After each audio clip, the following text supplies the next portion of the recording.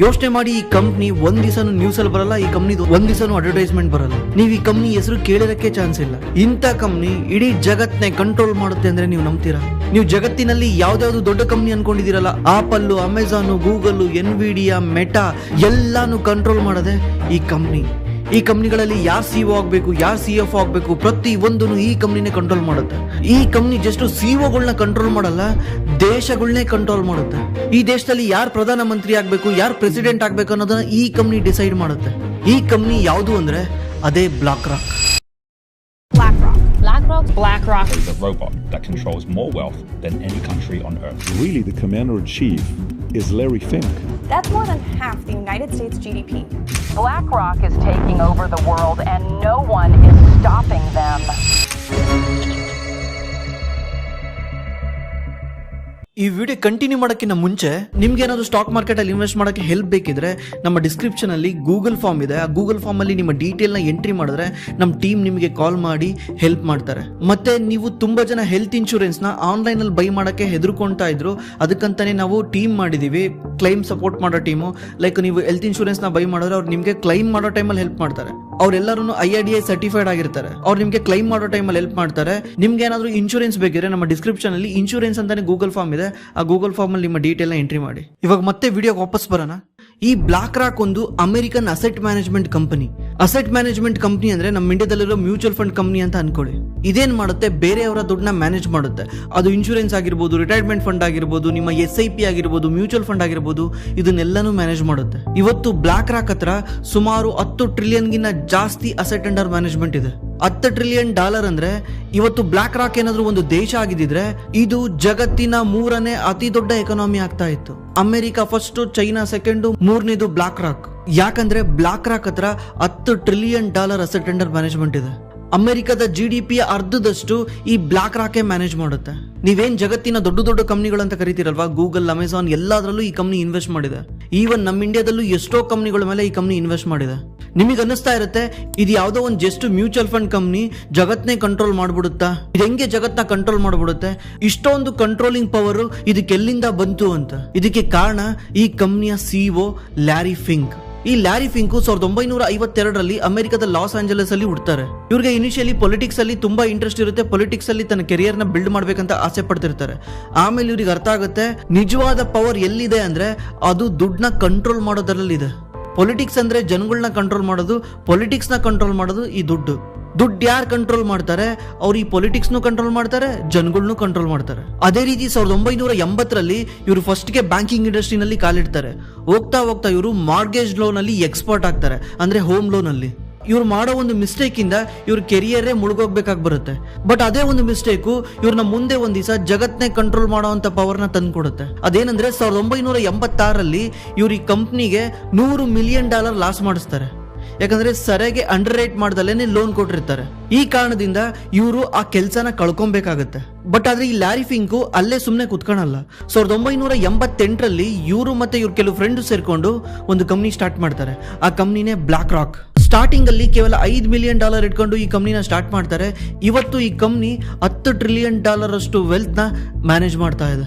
ನಿಮ್ಗೆ 5 ಮಿಲಿಯನ್ಗೂ 100 ಟ್ರಿಲಿಯನ್ಗೂ ವ್ಯತ್ಯಾಸ ಗೊತ್ತಾಗ್ತಿಲ್ವಲ್ಲ? Indian rupees ಅಲ್ಲಿ ಎಕ್ಸಾಂಪಲ್ ತಗೊಂಡ್ಬೇಕಂದ್ರೆ 5 ಮಿಲಿಯನ್ ಅಂದ್ರೆ 45 ಲಕ್ಷ ಆಗುತ್ತೆ. ಅಂದ್ರೆ 50 ಲಕ್ಷನೇ ಅನ್ಕೊಳ್ಳಿ, 50 ಲಕ್ಷ ರೂಪಾಯಿ ಆಗುತ್ತೆ, ಲಕ್ಷ ರೂಪಾಯಿ. $10 ಟ್ರಿಲಿಯನ್ ಅಂದ್ರೆ ಸುಮಾರು 860 ಲಕ್ಷ ಕೋಟಿ ಆಗುತ್ತೆ. ನಮ್ಮ ಇಂಡಿಯಾದ GDP ಗಿಂತನೂ ಆಲ್ಮೋಸ್ಟ್ 3 ಪಟ್ಟು ಜಾಸ್ತಿ. ಇಷ್ಟು ದುಡ್ಡ ಈ ಕಂಪ್ನಿ ಇವತ್ತು ಮ್ಯಾನೇಜ್ ಮಾಡ್ತಾ ಇದೆ. ಈ ಕಂಪ್ನಿ ಸ್ಟಾರ್ಟ್ ಆಗಿದ್ದು 1988ರಲ್ಲೇ ಆದ್ರೂ ಈ ಕಂಪ್ನಿಗೆ ನಿಜವಾಗ್ಲೂ ಕಿಕ್ ಸ್ಟಾರ್ಟ್ ಸಿಕ್ಕಿದ್ದು 2008 ಫೈನಾನ್ಷಿಯಲ್ ಕ್ರೈಸಿಸ್ ಅಲ್ಲಿ. ಆ ಟೈಮಲ್ಲಿ ಏನಾಗಿರುತ್ತೆ, ಜಗತ್ತಿನ ದೊಡ್ಡ ದೊಡ್ಡ ಬ್ಯಾಂಕ್ಗಳೇ ಮುಳುಗೋಗೋ ಸ್ಟೇಜಲ್ಲಿ ಬಂದಿರುತ್ತೆ. ಯಾಕಂದ್ರೆ ಲೇಮನ್ ಬ್ರದರ್ಸ್ ಕ್ರೈಸಿಸ್ ಇಂದ. ಆಗ ಅಮೆರಿಕನ್ ಗೌರ್ಮೆಂಟ್ ಖುದ್ದು BlackRock CEO ನ ಕರೆದು ನಮ್ಮ ಪ್ರಾಬ್ಲಮ್ ನ ಸಾಲ್ವ್ ಮಾಡಿ ಅಂತ ಕೇಳ್ಕೊಳುತ್ತೆ. ಯಾಕಂದ್ರೆ ಆ ಟೈಮಲ್ಲಿ ಟಾಕ್ಸಿಕ್ ಲೋನ್ ಅಂತ ಕರೀತಾರೆ, ಅಂದ್ರೆ ಬ್ಯಾಡ್ ಲೋನ್ಸ್, ಇವ್ರು ಕೊಟ್ಟಿರೋದು ವಾಪಸ್ ಬರ್ತಾ ಇರಲ್ಲ ಅಂತ ಲೋನ್ಸ್ ನ ಮ್ಯಾನೇಜ್ ಮಾಡಕ್ಕೆ ಯಾವ್ದಾನ ಒಂದು ಕಂಪ್ನಿ ಬೇಕಾಗಿರುತ್ತೆ. ಆಗ ಖುದ್ದು US ಗೌರ್ಮೆಂಟ್ ಮೊರೆ ಹೋಗೋದು ಈ ಲ್ಯಾರಿ ಫಿಂಕ್ ಹಿಂದೆ, ಅಂದ್ರೆ BlackRock ಹಿಂದೆ. ಯಾಕಂದ್ರೆ ಈ BlackRock ಹತ್ರ ಒಂದು ಸೂಪರ್ ಕಂಪ್ಯೂಟರ್ ಇರುತ್ತೆ. ಆ ಕಂಪ್ಯೂಟರ್ ಸಹಾಯದಿಂದ ನಾವ್ ಈ ಪ್ರಾಬ್ಲಮ್ ಇಂದ ಹೊರಗೆ ಬರ್ಬೋದು ಅಂತ US ಗೌರ್ಮೆಂಟ್ ಅನ್ಕೊಂಡಿರುತ್ತೆ. ಆ ಕಂಪ್ಯೂಟರ್ ಯಾವುದು ಅಂದ್ರೆ ಅಲಾವುದ್ದೀನ್. ಈ ಅಲಾವುದ್ದೀನ್ ಸೂಪರ್ ಕಂಪ್ಯೂಟರ್ ಇಂದಾನೆ ಈ ಬ್ಲಾಕ್ ರಾಕ್ ಜಗತ್ತಿನ ಅತಿ ದೊಡ್ಡ ಸೂಪರ್ ಪವರ್ ಆಗೋದು. ಕಂಪ್ಯೂಟರ್ ನಲ್ಲಿ ಅಂತದ್ ಏನಿದೆ? ಈ ಅಲಾವುದ್ದೀನ್ ಅನ್ನೋದು ಒಂದು ಸೂಪರ್ ಕಂಪ್ಯೂಟರ್.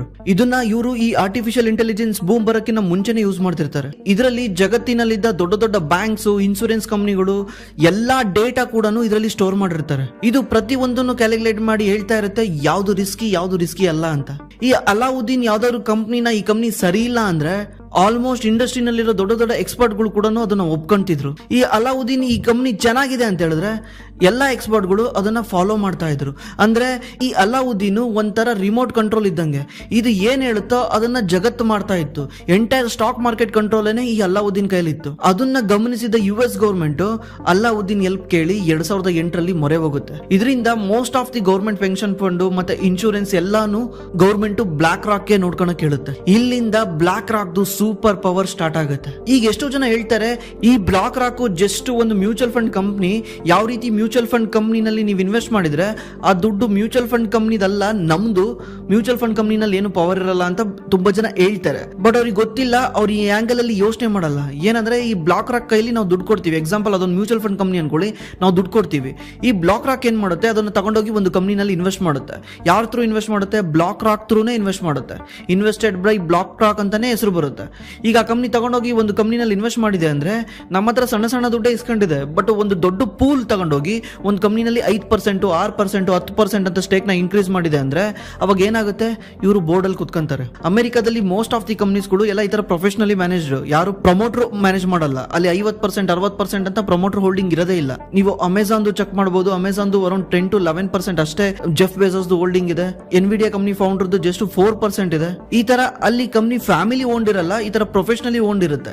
ಅಂತ ದೇಶದಲ್ಲಿ ಈ ಕಂಪ್ನಿ 10% ಏನಾದ್ರು ಆ ಕಂಪ್ನಿದು ಓನರ್ಶಿಪ್ ನಾವು ಓನ್ ಮಾಡಿದ್ರೆ ಈ ಕಂಪ್ನಿದು ಎಷ್ಟು ಪವರ್ ಇರುತ್ತೆ.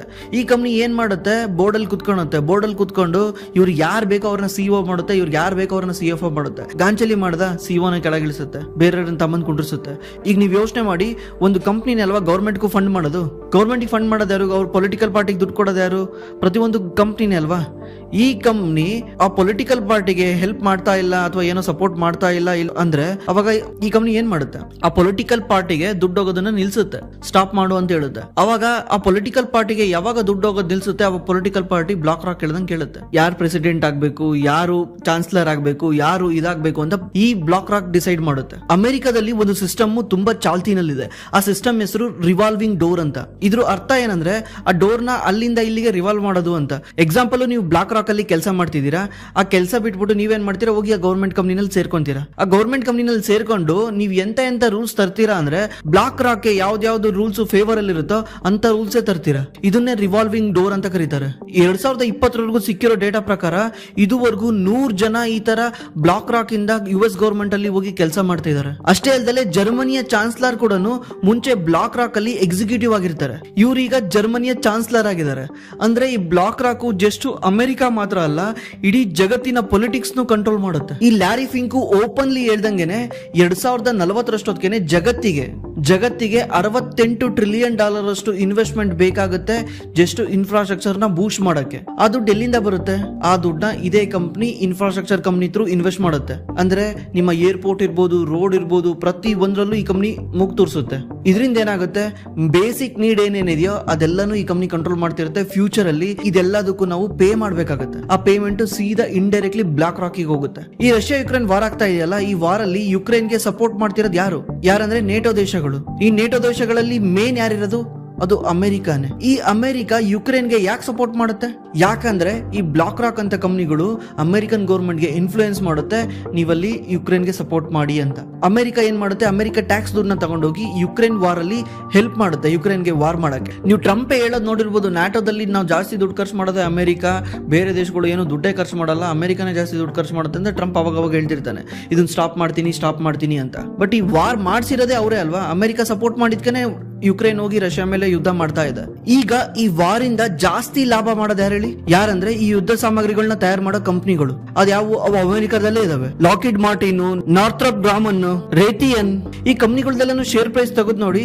ರಷ್ಯಾ ಯುಕ್ರೇನ್ ಈ ವಾರ್ ಯಾವಾಗ ಆಯ್ತು ಆಗ್ಲಿಂದ ಈ ಕಂಪನಿಗಳ ಶೇರ್ ಪ್ರೈಸ್ ದಿವಸದಿಂದ ದಿವಸಕ್ಕೆ ಮೇಲೆ ಹೋಗ್ತಾ ಇದೆ. ನಿಜವಾಗ್ಲೂ ಲಾಭ ಮಾಡ್ತಿರೋದು ಇವರು. ಒಂದ್ ಕಡೆಯಿಂದ ವಾರ್ ಮಾಡಿ ಯುಕ್ರೇನ್ ನ ಹಾಳು ಮಾಡ್ತಾರೆ, ಯುಕ್ರೇನ್ ಇನ್ಫ್ರಾಸ್ಟ್ರಕ್ಚರ್ ಎಲ್ಲಾನು ಕೊಲ್ಯಾಪ್ಸ್ ಮಾಡ್ತಾರೆ.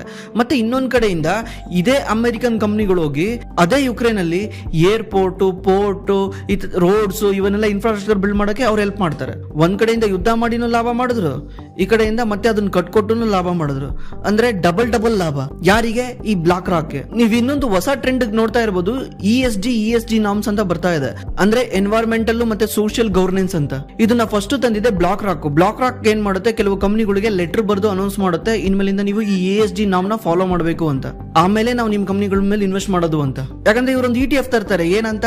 ESG ನಾಮ್ನ ಫುಲ್ಫಿಲ್ ಮಾಡುವಂತ ಕಂಪನಿಗಳಲ್ಲೇ ಈ ETF ಇನ್ವೆಸ್ಟ್ ಮಾಡುತ್ತೆ ಅಂತ. ಆ ETF ಸಕ್ಸಸ್ಫುಲ್ ಆಗ್ಬೇಕಂದ್ರೆ ESG ನಾಮ್ನ ಕೆಲವು ಕಂಪನಿಗಳು ಫಾಲೋ ಮಾಡ್ಬೇಕು. ಅವಾಗ ಏನಾಗುತ್ತೆ, ಆ ಕಂಪನಿಗಳಿಗೆ ಫ್ಲೋ ಬರುತ್ತೆ. ಅವಾಗ್ಲಿಂದಾನೇ ಈ ESG ಅನ್ನೋದು ಜಗತ್ತಿನಾದ್ಯಂತ ಫೇಮಸ್ ಆಯ್ತು. ಅಂದ್ರೆ ಏನಾದ್ರೂ ಒಂದು ಹೊಸ ರೂಲ್ಸ್ ತರಬೇಕಂದ್ರೆ ಅದಕ್ಕೆ ಇವರೇ ಕಾರಣ. ಇವ್ರಿಗೆ ಬೇಕಾಗಿರೋದನ್ನ ಜಗತ್ ಫಾಲೋ ಮಾಡುತ್ತೆ. ಇವಾಗ ಇಂಡಿಯಾದಲ್ಲಿ ಎಷ್ಟು ಕಂಪನಿಗಳು ESG ನಾಮ್ನ ಫಾಲೋ ಮಾಡ್ತಿದಾವೆ. ಮತ್ತೆ ಈಗ ಎನ್ವೈರನ್ಮೆಂಟಲ್ ಹೆಸರು ಹೇಳ್ಕೊಂಡು ಎಷ್ಟು ಕಂಪನಿಗಳು ಉಟ್ಕೊಂಡಿದಾವೆ. ರಿನ್ಯೂವಬಲ್ ಎನರ್ಜಿ, ಬೇರೆ ಬೇರೆ ತರ ಸೆಕ್ಟರ್ಗಳು ಸ್ಟಾರ್ಟ್ ಆಗಿದಾವೆ.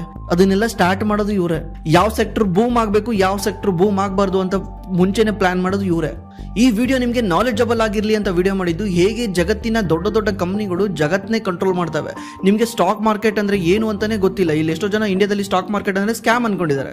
ಸ್ಕ್ಯಾಮ್ ಇದು, ಗ್ಯಾಂಬ್ಲಿಂಗ್ ಇದು ಅನ್ಕೊಂಡಿದ್ದಾರೆ. ಈಗ ಬ್ಲಾಕ್ ರಾಕ್ ಅನ್ನೋದು, ಬ್ಲಾಕ್ ರಾಕ್ ಹತ್ರ ದುಡ್ಡಿರೋದು ಯಾವ್ದು? ಸ್ಟಾಕ್ ಮಾರ್ಕೆಟ್ ದುಡ್ಡೇ.